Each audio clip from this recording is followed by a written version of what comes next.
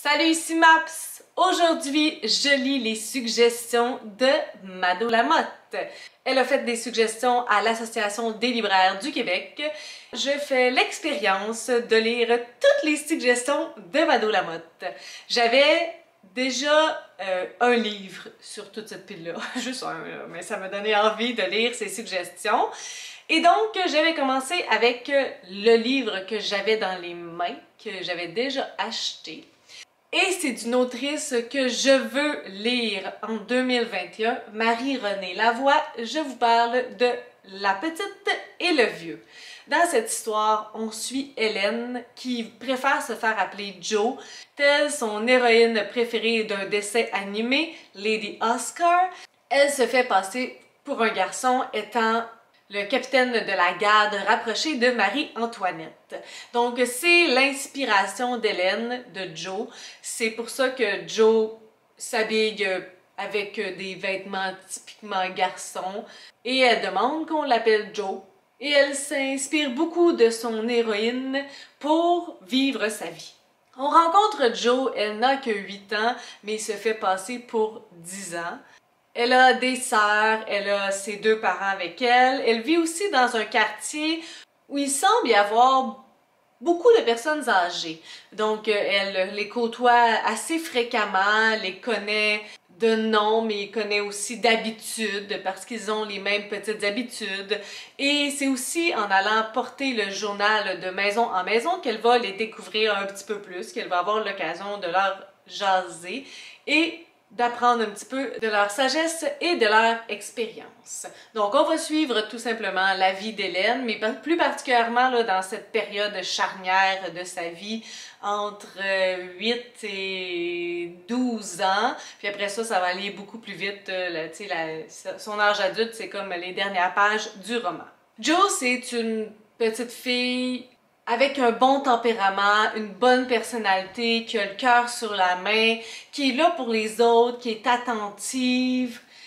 C'est un enfant qui veut plaire, un enfant qui veut bien faire, qui est au courant des difficultés de ses parents, mais tout simplement parce qu'elle l'entend, parce qu'elle l'écoute, parce qu'elle voit. Donc, elle a toujours des idées pour essayer de sortir du pétrin les autres. Elle ne veut pas que les autres soient malheureux, puis elle fait tout en son possible pour être tout le temps de bonne humeur et de bonne compagnie. C'est vraiment une petite protagoniste tellement mignonne à suivre. Elle est tellement intéressante. Je la suivais pas à pas, puis je l'aime d'amour, cette petite Jo. Définitivement, là, j'ai adoré suivre cette protagoniste. Et on découvre sa famille, mais aussi les personnes qui sont importantes autour d'elle, comme Roger, qui sont des personnes assez colorées avec des expressions genre « c'est tout », sa mère. On découvre ces personnes-là qui sont importantes autour d'elle, qui font un peu de leur mieux à leur façon, qui ont leur fête, qui sont vraiment pas, tu sais, parfaits, qui ont toute leur teinte de gris, mais comme on les voit à travers les yeux de Jo, on ressent tout l'amour qu'elle leur porte et on les aime tellement rapidement, on apprend leurs petites manies, la manière qu'ils sont. Je me suis vraiment comme sentie que je faisais partie de la famille. J'aimais vraiment ça, être dans cet univers-là avec Jo. Malgré que c'est pas toujours rose, puis forcément elle est confrontée à des choses difficiles. Comme elle vit autour de beaucoup de personnes âgées, elle va rencontrer la mort forcément, mais pas elle, mais tu sais, les personnes autour d'elle. Puis il va y avoir certains petits drames de la vie courante autour d'elle, comme tout le monde vit ces petits drames-là. Donc c'est juste vraiment super intéressant, tellement bien écrit, ça se lit super facilement, mais d'un autre côté, il y a quand même un vocabulaire relevé, il y a quand même de la poésie aussi dans les phrases, et il y a des phrases assassinement belles, des perles que sur le coup je me suis dit est-ce que j'arrête puis je vais les surligner dans mon livre, puis là je suis comme oh sacrilège, puis là d'un autre côté puis j'étais comme mais c'est tellement beau. La phrase que je vais garder de Jo c'est, puis c'est quelqu'un d'autre qui lui a dit seulement les personnes malheureuses sont méchantes ou quelque chose comme ça. Ouais, voyons, je suis pas capable de dire ça comme c'est écrit. Je vais essayer de regarder sur Booknote. Souvent, il y a des citations de livres, puis les plus populaires, les plus belles. Je vais sûrement être capable de les trouver parce qu'il y avait vraiment de ces perles, de ces phrases magnifiques qui valaient la respiration coupée, puis l'émotion qui jaillit, là, vraiment. Il y avait vraiment des bons moments. Donc, tout simplement, l'histoire suit son cours, puis on la voit grandir, on la voit faire preuve de courage, vivre des premières fois, des premières jobs, puis à quel point ça peut être pas facile, mais on s'habitue, puis à force d'expérience, on développe des stratégies, on devient de plus en plus efficace aussi, puis une possibilité de développer quelque chose d'amour qui est dans l'air. On ressent qu'éventuellement il y a des personnes qui lui font palpiter un peu le cœur. Donc c'est vraiment un livre là, qui est porté par le protagoniste. Tu sais, au final, je réfléchis puis je suis comme, il se passe pas tant de choses que ça, tu sais, c'est vraiment de la vie quotidienne, mais c'est tellement beau, c'est tellement bien écrit, on vit tellement dans l'univers de Joe que c'est juste magnifiquement beau. Je m'en allais donner un 5 étoiles, puis je me suis un mini peu freinée vers la fin. Je sentais que je perdais un peu de la magie puis de ce que je vivais. Bon, c'est sûr qu'elle vieillit, mais c'est vraiment le minuscule, puis je pense que ça se peut aussi que c'est parce que j'étais en deuil de devoir faire adieu à cet univers, mais définitivement ça a été une lecture surprenante et ça me donne encore une fois tellement envie d'en découvrir plus sur l'autrice Marie-Renée Lavoie. J'ai lu Autopsie d'une femme plate, puis j'avais vraiment beaucoup aimé ça, mais c'est dans un différents registres. Oui, les deux, ce sont des œuvres contemporaines, mais peut-être que celle-là, on pourrait dire qu'il y a un peu d'historique, parce qu'on ressent que c'est pas dans l'époque aujourd'hui, mais il y avait quelque chose de beaucoup plus humoristique dans Autopsie d'une femme plate. Ici, c'était beaucoup plus réflexif, mais tellement beau. Donc, définitivement, ça part bien. Alors, on embarque avec la deuxième suggestion, Jeanne Moreau a le sourire à l'envers de Simon Boulris. Donc, ce n'est pas le premier ouvrage de Simon Boulris que je lis. J'ai lu L'Enfant Mascara il y a plusieurs années déjà et j'avais lu Moi aussi j'aime les hommes, coécrit avec Alain Labonté. J'espère que je me trompe pas. Donc, Jeanne Moreau a le sourire à l'envers. C'est l'histoire de Léon, 15 ans, qui correspond avec Léonie qui est dans une autre ville. Puis elle a tellement l'air d'avoir une vie rocambolesque alors que la sienne, pour lui semble plutôt ennuyeuse. Il y a des petits problèmes, par exemple, beaucoup de pellicules, puis pour lui c'est comme une montagne, mais sinon il trouve que sa famille est bien normale, il y a son frère, sa relation avec son frère, il y a ses particularités aussi un peu comme tout le monde, mais sinon c'est assez calme, plat comme petite vie. Il est au début des relations amoureuses, il se pose des questions sur Léonie, il se pose des questions en lien avec son meilleur ami Carl, si lui, il va se faire une blonde bientôt, est-ce que ça va changer quelque chose? Mais on ressent pas nécessairement beaucoup d'anxiété ou beaucoup d'appréhension par rapport à ça. Quoique certains moments qui sont très réfléchis, puis on voit que le cerveau il tourne, puis que toutes les possibilités sont analysées, tous les scénarios possibles. Donc il y a comme cette certaine dichotomie de laisser la vie faire ses choses, suivre son cours, puis certains moments où que c'est plus anxiogène. Mais au-delà de ça, on va aborder la thématique de l'anorexie pour les garçons, qui est un sujet déjà qu'on ne parle pas énormément, qui n'est pas beaucoup abordé dans la littérature. Et là, de la perspective d'un garçon, c'est encore moins abordé. Donc, j'ai trouvé ça vraiment intéressant par rapport à ça. Puis sinon, ben, j'aimerais ça vous parler en premier de l'écriture. J'ai trouvé que c'était vraiment tout doux. Malgré que c'est pas la vie qui est en rose, même s'il y a des pépins, des embûches, des obstacles, il y avait vraiment une sorte de douceur, une sorte de sérénité à lire ce livre-là, que même s'il y a certaines petites choses, c'est plein de bienveillance, puis c'est plein de désir d'aider l'autre et de s'aider soi. J'ai trouvé que c'était comme vraiment bonbon à lire, ça faisait du bien. Puis là, c'est intéressant parce que c'est la deuxième suggestion que je lis, recommandation de Mado Lamotte.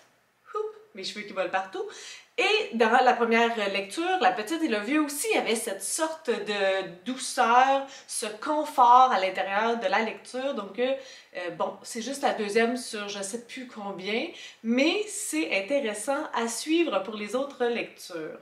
Donc, pour ce qui est l'écriture, ça se lit super bien, c'est agréable, c'est fluide, des petits chapitres et tout. Donc, ça se déroule assez rapidement, puis c'est un livre de 190 pages. Donc, assez rapide comme lecture. Sinon, j'aimerais ça vous parler des personnages. En fait, il y en a comme 4. Léon étant le personnage principal, mais il y a aussi son frère Antoine qu'on va voir quand même beaucoup. Il y a Léonie qu'on rencontre au début par lettre, mais qu'on va éventuellement rencontrer en personne. Puis son meilleur ami Carl aussi qui fait partie de ça et une fille de leur école qui se surnomme Kate Moss, qui a un nom très similaire à Kate Moss.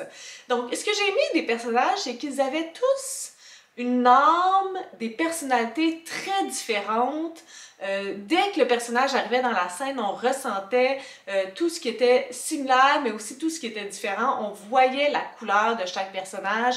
Léon, il est comme ça. Voici Antoine, comment il est, ses particularités. Voici Léonie, comment elle est. Carl, il est comme ça. Puis oui, il y a certains personnages qui peuvent être un peu plus des préjugés, des stéréotypes, comme Carl puis Kate Moss.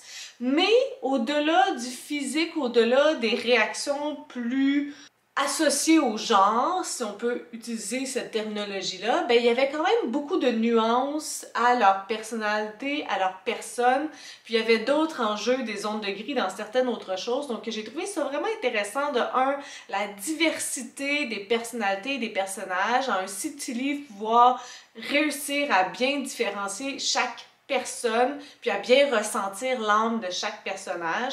Donc ça, c'est vraiment un point que j'ai apprécié là, tout au long du livre, de pouvoir sentir avec quel personnage j'étais, puis de ressentir l'hétérogénéité, la différence de tout le monde. Un autre aspect que j'ai beaucoup aimé, c'est la relation fraternelle entre Léon et Antoine. Je sais pas si c'est seulement ce que je lis, mais il me semble assez rare de lire des relations frères-frères qui sont mises de l'avant et qui sont positives encore moins. Il me semble que je lis encore moins ça.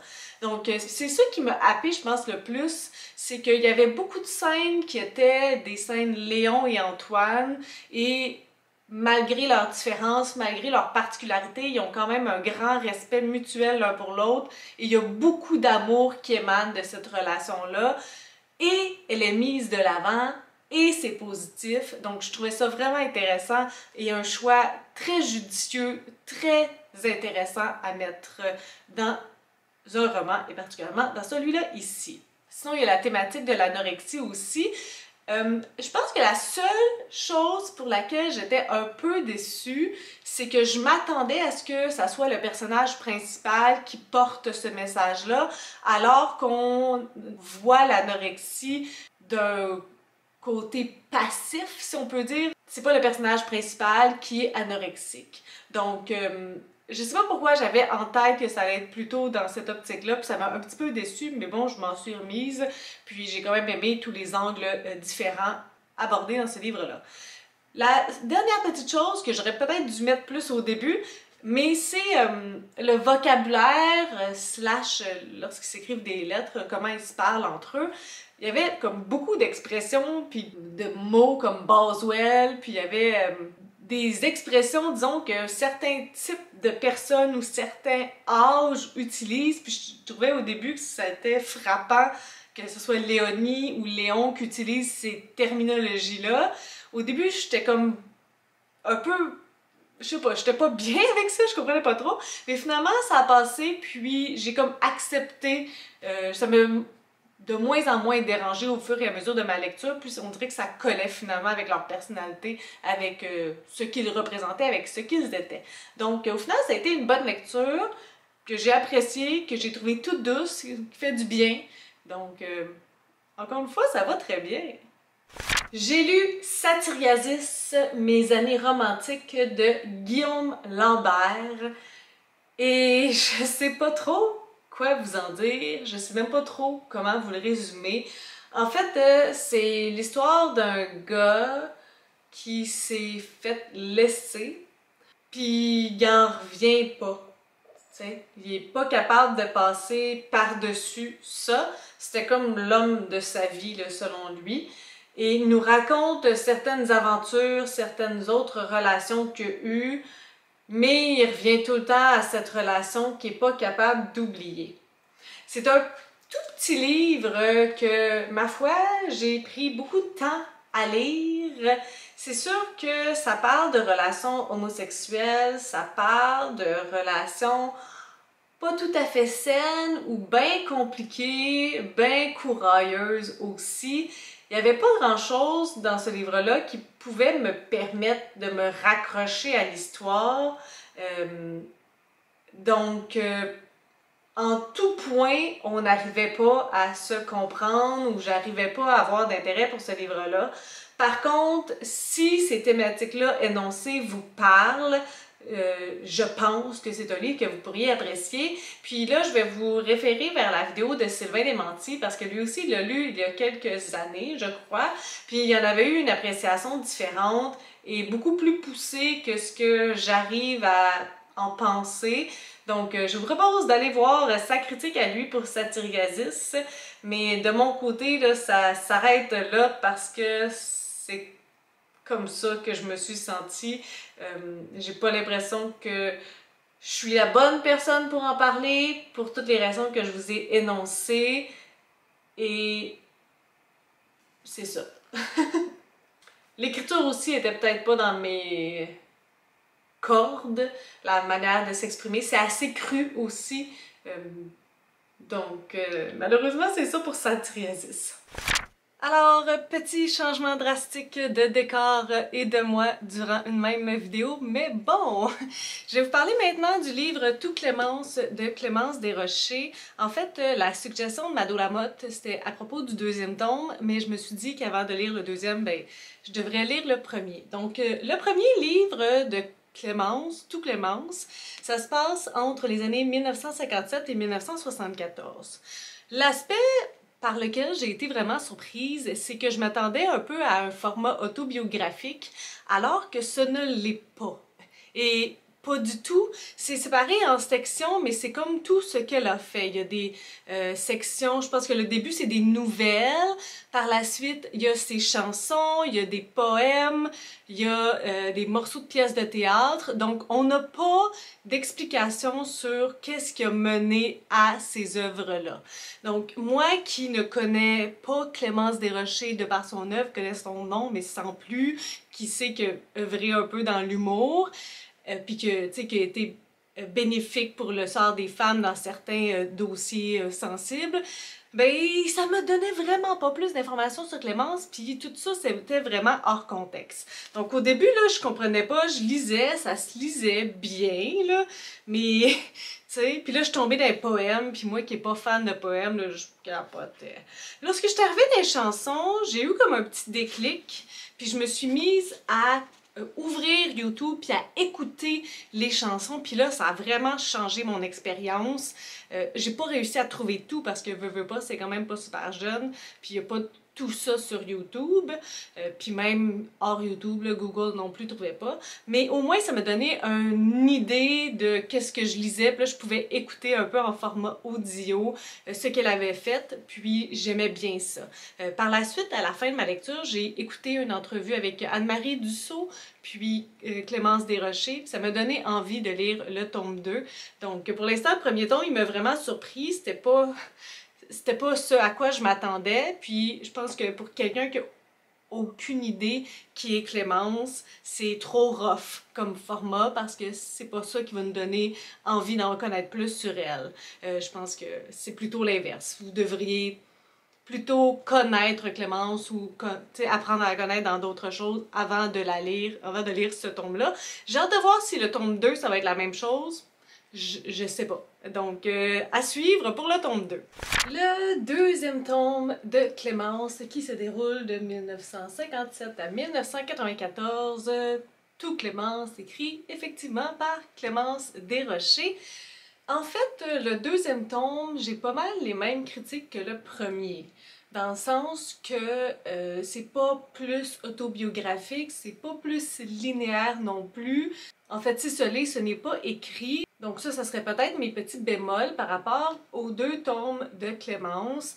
Encore une fois, il y a des chansons, il y a des monologues, il y a des pièces de théâtre, il y a des... il n'y a pas eu de poème, je pense, cette fois-ci. Il y a aussi parfois de la redondance, donc un poème ou une chanson qu'on a déjà lue revient plus tard. Donc pour moi, ça manque un petit peu d'organisation dans les deux tomes pour nous permettre de bien apprécier le livre ou ses œuvres et son histoire. Je pense définitivement que le format livre est peut-être pas le meilleur médium pour ce qu'on voulait en faire. Un format audio serait déjà beaucoup plus intéressant, mais je pense tout simplement qu'un format visuel, un film, une série avec toutes ses œuvres de telle année à telle année, puis une deuxième partie avec les autres années, ça aurait été vraiment plus agréable parce que juste lire des trucs qui sont supposés être chantés ou essayer de suivre des personnages mais de manière déconstruite, c'est vraiment pas super évident, puis je pense que ça rend pas justice à son œuvre. Parce qu'il y a des choses vraiment intéressantes, malgré tout, que j'ai pu comprendre. Elle était assez avant-gardiste dans ses sujets pour l'époque. Il y avait aussi tout l'aspect comique qui était assez innovateur.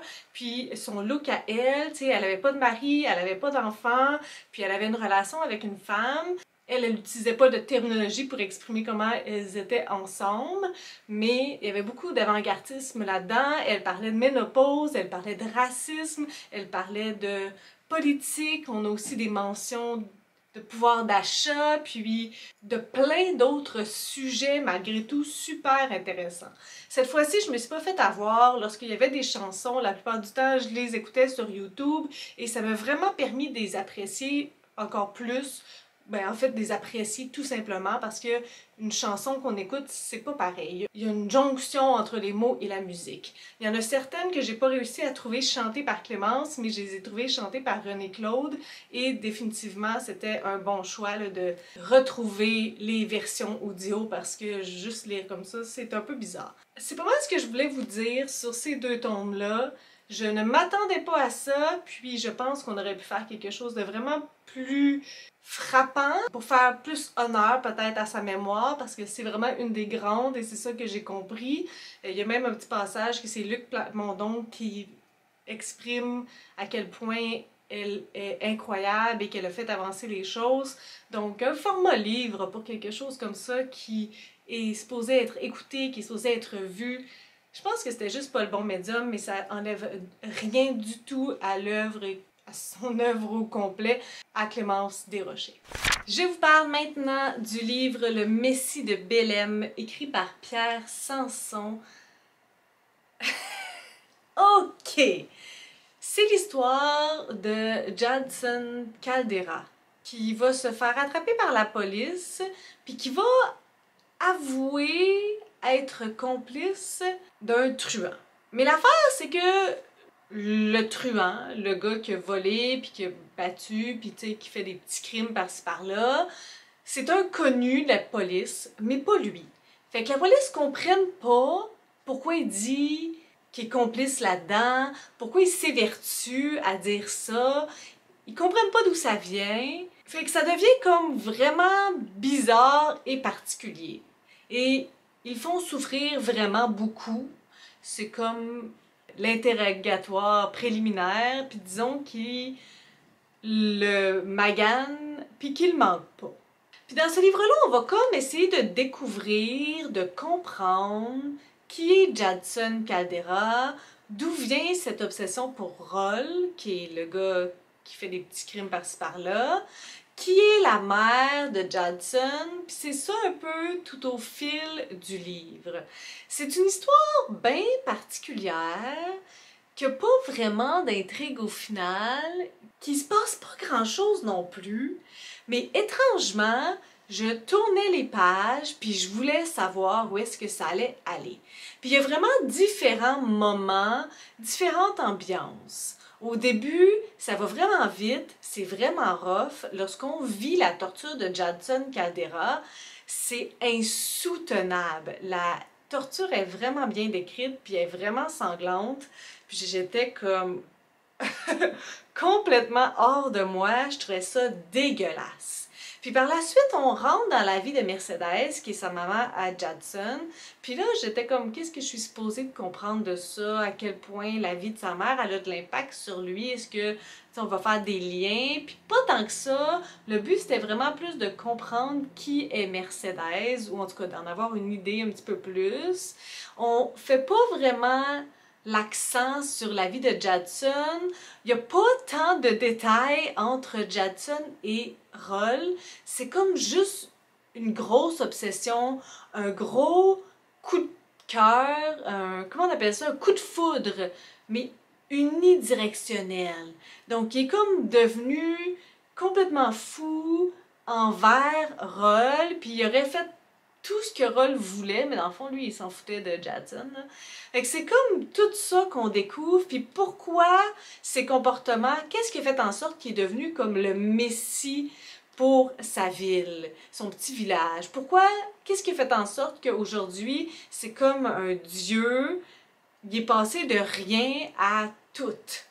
C'est vraiment particulier comme livre. C'est pas super long, puis ces différents moments-là, à la fin, ça devient un peu comme une enquête parce qu'il y a quelqu'un qui s'en va essayer de reconstituer, d'aller chercher des témoignages de différentes personnes de la vie de Judson pour comprendre qu'est-ce qui s'est passé. Puis dans le fond, il y a comme pas grand-chose à comprendre. Mais moi, ce que j'ai trouvé vraiment particulier, c'est que tout au long de cette lecture-là, j'avais envie de continuer, j'avais envie de savoir.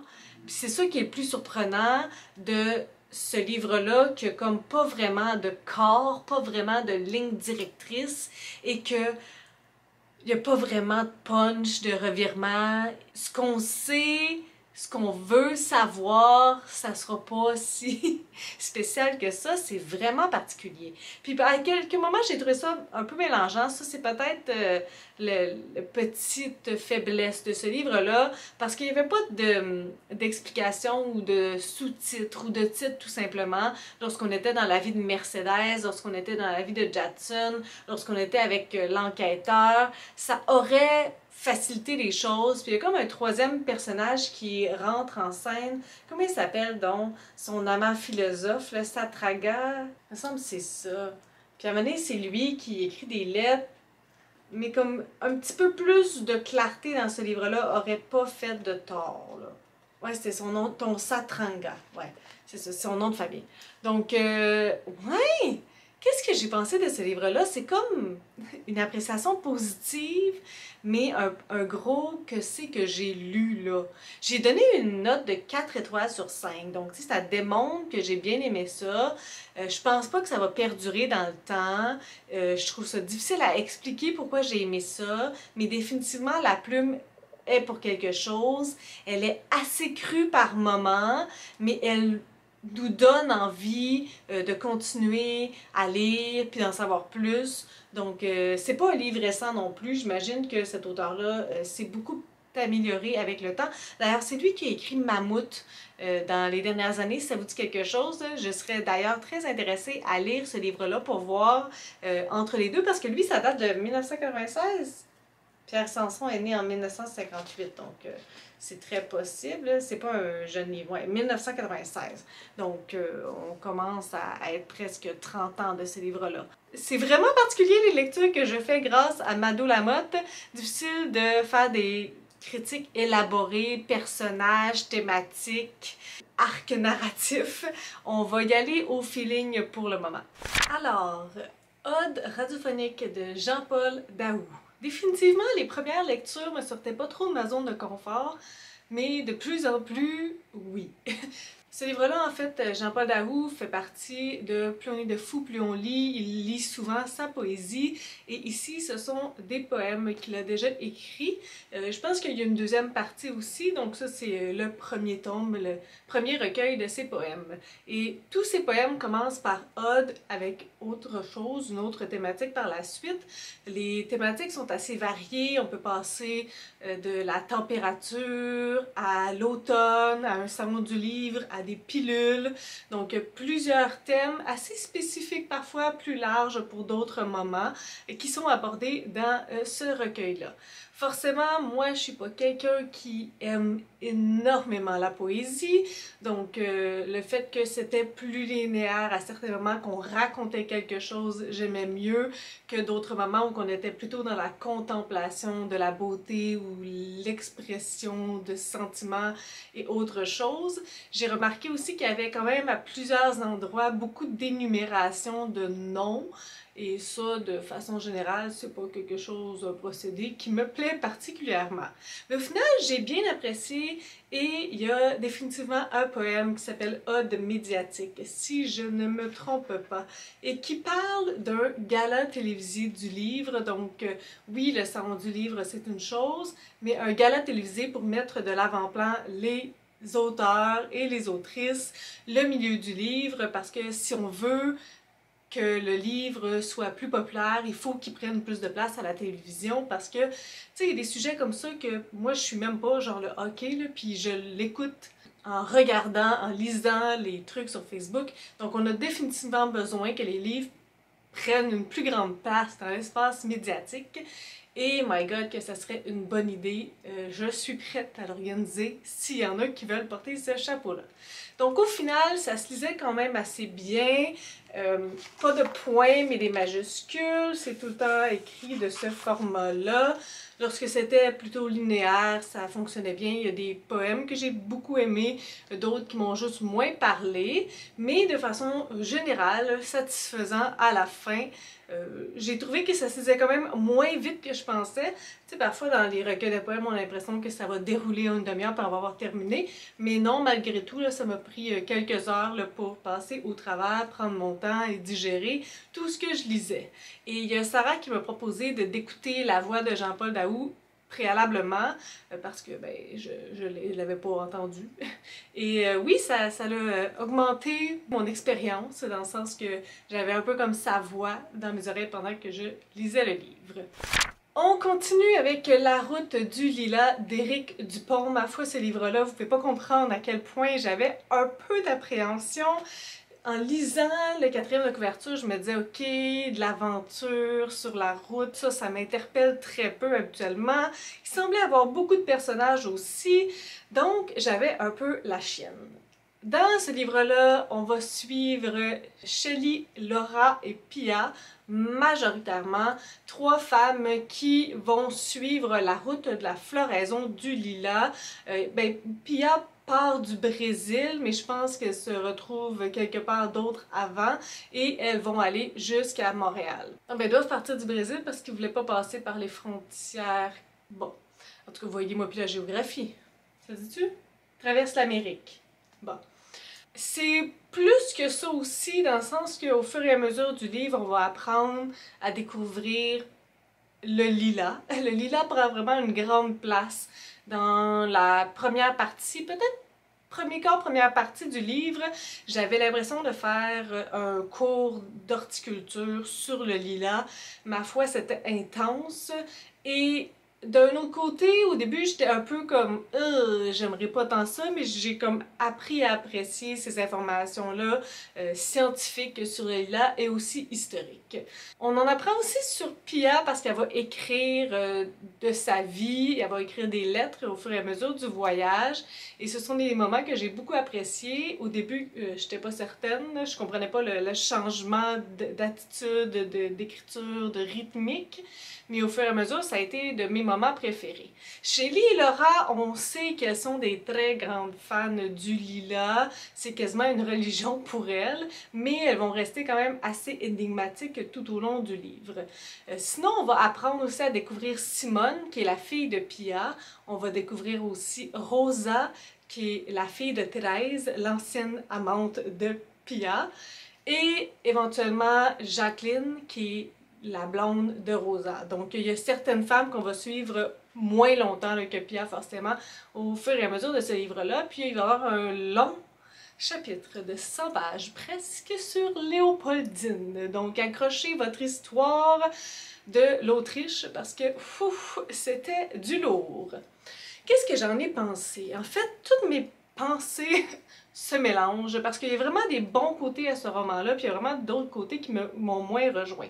C'est sûr que l'aspect de voyage, de se déplacer d'un point A à B, A à Z, c'est vraiment pas tant ma tasse de thé de façon générale. Donc, mais malgré tout, je me suis rendu compte que c'était pas ça nécessairement qui me dérangeait. Je pense qu'il y avait souvent des changements de rythmique, des changements d'écriture, puis ça, j'ai trouvé ça plus difficile à m'adapter. D'ailleurs, la prémisse, la première chose qu'on lit du roman, c'est super intéressant. Puis là, on commence avec Shelly, Laura, puis Pierre, on comprend pas d'où est-ce qu'on est passé, est-ce qu'on va dans le passé pour arriver là.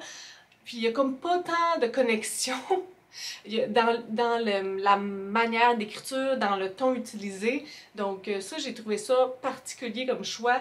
Très bien de m'accrocher dès le départ, mais il faudrait me ramener à ce qui m'a tant intéressé au début. Donc, ça m'a pris un certain temps à m'adapter à l'écriture des trois femmes, et lorsque j'ai embarqué avec elles, j'ai vraiment beaucoup aimé. C'était de mes passages préférés, puis on apprenait un petit peu à comprendre leur fanitude sur le lilas, puis moi-même, je me suis comme mise à croire toutes ces choses qu'elles disent. Peut-être que c'est vrai, ça fait longtemps que j'ai pas senti un lilas. Par la suite, comme je vous disais, il y a eu les lettres de Pia, qu'au début, encore une fois, j'ai fait comme « Ah, qu'est-ce qui se passe? » Mais éventuellement, j'ai appris à les apprécier et ce sont des moments que j'ai beaucoup aimé, la suivre dans sa vie au Brésil. Et le gros chapitre de Léopoldine, j'ai l'impression qu'il était hors émotion, dans le sens que lorsqu'on était dans les lettres de Pia, on suivait ce qu'elle avait à nous dire, mais là, c'était purement historique, c'était du gros historique, ok? Assez lourd, ça faisait un bout de temps qu'on était avec les trois femmes, donc je sais que c'était Pia qui racontait ça, mais ça a été un passage, ma foi, là, je vous avouerai que j'ai pensé lâcher le livre à ce moment-là. Je me suis armée de patience parce que j'ai vu que c'était genre 85 pages, j'étais comme t'es capable, mais ça n'a pas été un de mes moments préférés. Et c'est ça aussi qui revient dans ce livre-là, c'est qu'il y avait souvent des moments très intéressants que je tournais les pages vite, et d'autres moments d'une longueur et d'une lenteur pas possible. Et là, moi, je me disais, est-ce que l'objectif de ce livre-là, dans le fond, c'est Pia qui part des Amériques et qui arrive à Montréal? Lorsqu'on arrive à Montréal, c'est la fin du roman, elle s'en va trouver Rosa, et c'est ça. Et non, il y avait encore la continuité et tout, donc je trouvais ça vraiment le particulier dans la forme, ce roman-là, dans ce qu'il nous offrait. Il m'a vraiment déstabilisé, puis à certains moments pour le mieux et à d'autres moments un petit peu moins. Il y a aussi la part des femmes dans ce livre-là. Les femmes prennent toute la place. Les hommes paraissent très mal. En fait, les hommes sont vraiment très méchants là, dans ce livre-là. Font de la violence physique, de la violence psychologique, sont des brutes. Là. Les femmes sont au pouvoir, mais on démontre aussi à quel point elles sont fortes. Puis c'est pas dans le but là, de les pleurer puis de dire oh pauvre petite, c'est ça que t'as vécu. Non, non, là c'est comme voici ce qu'elles ont vécu, mais elles sont fortes et elles sont là encore. D'ailleurs, il y a beaucoup de femmes lesbiennes à travers ce livre-là, tout au long du livre, ou tout simplement des relations entre deux femmes. Parfois c'est mentionné avec le mot lesbienne, parfois ben, c'est un peu implicite, ou en tout cas peut-être que la femme fait partie de la communauté queer dans le sens que là, elle a une relation avec une femme et peut-être qu'elle est bisexuelle, mais il y a vraiment beaucoup de cet élément-là et j'ai trouvé ça fort intéressant. Je m'y attendais d'ailleurs pas du tout. Je dois mentionner un autre petit avertissement parce que ma foi, il fait assez mal et j'ai pas tendance à être très délicate, mais éventuellement, lorsqu'on va suivre Simone, elle fait des reportages et elle fait des reportages sur des histoires de femmes tuées par leur conjoint, donc tout simplement des féminicides, souvent dus à de la jalousie mal placée ou pas.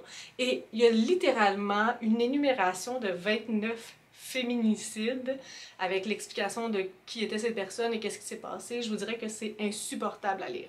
Donc si c'est un trigger pour vous, là, En tout cas, lorsque vous verrez le chapitre de Simone, là, je vous le garantis, là, vous allez voir les numéros jusqu'à 29, sautez ces pages-là parce que c'est pas agréable du tout, c'est très difficile et je suis pas sûre... Ben, en tout cas, il y a un féminicide qui va revenir, dont Pia va beaucoup parler. Pia ou Simone ou Rosa, en tout cas. Mais, tu sais, il y en a un qui va être mentionné à plusieurs reprises. Est-ce que c'était dans le but d'avoir plus d'impact? Peut-être. Mais c'était vraiment cher payé pour avoir cet effet-là. Donc, c'est ça que je vous dis. Je suis pas certaine que j'étais vraiment le public cible pour ce livre-là. Je l'ai lu et ça s'est bien passé malgré tout. C'est une solide brique de 580 pages, donc attelez-vous. Ça m'a sorti de ma zone de confort, beaucoup d'historique, beaucoup de science, du lilas, des personnages féminins intéressants, mais j'aurais définitivement voulu en savoir plus sur Laura et Shelly si on les poursuit ces trois femmes-là, pas juste sur Pia. Et c'est pas nécessairement un roman choral parce que oui, on a d'autres perspectives éventuellement, mais j'ai pas l'impression que c'est pour raconter la même histoire, j'ai l'impression que c'est pour raconter leur bout de leur histoire. Donc, ben peut-être, genre un hybride roman choral, quelque chose comme ça. Donc ça fait le tour pour ma critique de La Route du Lilas. Je vous parle maintenant de la deuxième chronique du plateau Mont-Royal, écrite par Michel Tremblay. Et cette deuxième chronique, c'est Thérèse et Pierrette à l'école des Saint-Ange. Si vous voulez avoir mon opinion sur la première chronique, j'en ai parlé lors de la vidéo d'anniversaire de Sisters Book Club de Catherine, donc je vous envoie par là. Disons que mon appréciation de la première chronique avait été un petit peu mitigée. Je trouvais qu'il y avait beaucoup de personnages, j'arrivais pas tant que ça à rentrer dans l'univers, donc il y avait eu quelques freins, mais compte tenu que dans la deuxième chronique, on semblait plus se concentrer sur Thérèse et Pierrette, je me disais que ça pourrait peut-être être plus pour moi. Et cette chronique se sépare en 4 mouvements. On suit effectivement Thérèse et Pierrette à l'école des Saint-Ange, mais aussi Simone qui revient d'une absence d'1 mois parce qu'elle s'est fait opérer son bec de lièvre. Donc c'est un trio, Thérèse, Pierrette et Simone, qu'on appelle Thérèse et Pierrette. Ce sont 3 jeunes filles qui ont la même âge. Quel âge qu'ils ont donc? Je l'ai vu assez de fois que je l'ai oublié, effectivement. 6e année B. Ouais, 6e année. Donc 11-12 ans. Ça se passe sur 4 journées, mais ce sont 4 journées assez occupées parce qu'il y a un événement spécial à la fin de cette 4e journée-là. Puis il y a aussi le fait que Simone vient de revenir d'une absence très très longue et une opération de bec de lièvre, ça apporte quand même des changements, donc les gens vont réagir à ça. On va suivre nos 3 petites protagonistes à l'école. C'est quelque chose que j'aime vraiment beaucoup, lire des histoires qui se déroulent dans une école. Et aussi, lorsque c'est avec des religieuses ou dans un pensionnat, je sais pas pourquoi, mais j'aime vraiment beaucoup ça. Donc le premier mouvement, là, je l'ai dévoré. J'étais horrifiée du comportement de certaines religieuses, la mère Benoîte des Anges, là. Oh, mon Dieu! Mais au fur et à mesure que je continuais à lire, il n'y avait pas juste elle là, qui m'horrifiait complètement. La manière que les 3 filles se parlent, je suis comme, mon Dieu, j'étais-tu si méchante à cet âge-là? Peut-être, mais on dirait que je trouvais ça vraiment rough. Et il y a les autres sœurs qu'on va rencontrer aussi, qui sont pour la plupart mal plus fines que... Ben, en fait, il n'y a personne d'aussi méchante que la mère Benoîte, définitivement. Et dans les autres mouvements, on va pas juste se concentrer sur les 3 filles, on va retourner un peu dans la famille de Thérèse. Et tout de suite, lorsque je suis retournée dans sa famille, j'ai ressenti encore le bourdonnement que je sais pas tout à fait qui est qui pour qui. Il y a vraiment bien du monde dans cette famille-là, puis ça mélange, là, ça n'a pas d'allure. Mais on dirait que le fait que de rentrer dans la maison avec Thérèse, ça m'a aidé un petit peu plus. J'ai réussi à faire quelques liens de plus, mais je trouve ça définitivement difficile là, de bien comprendre toute cette toile d'araignée. Et donc, dans les autres mouvements, c'était pas juste les filles qu'on suivait, j'ai trouvé ça un petit peu moins intéressant et poignant que le premier mouvement, mais de manière générale, j'ai beaucoup plus aimé cette deuxième chronique-là que la première, définitivement plus.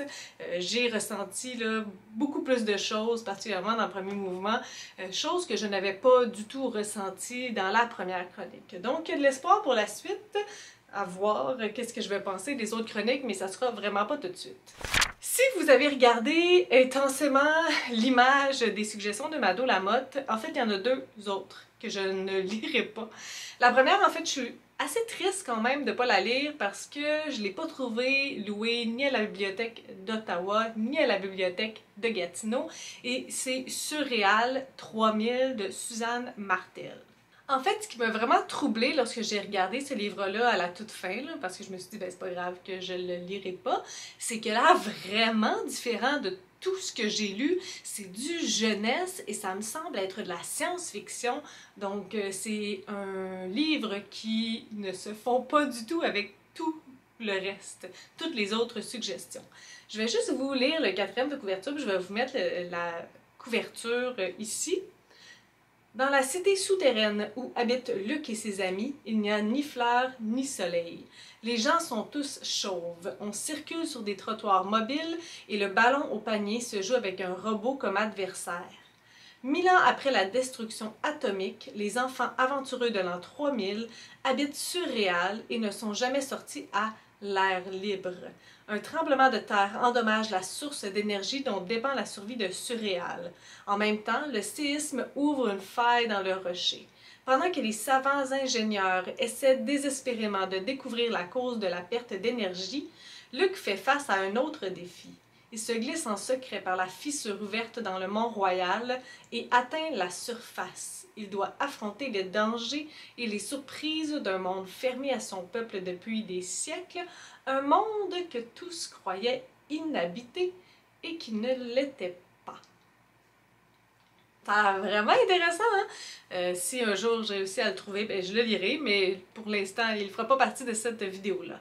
Et l'autre, en fait, c'est Montréal et ses environs. Ça me semble être un guide touristique pour découvrir la ville de Montréal. Lorsque je me suis rendu compte de ça, je me suis dit, ben, si je veux rendre l'utile à l'agréable, la prochaine fois que j'irai à Montréal, j'amènerai le guide pour voir si ça m'aide vraiment plus à découvrir des beaux endroits de Montréal. Donc, c'est finalement la fin de cette vidéo, ma foi, périlleuse et ambitieuse.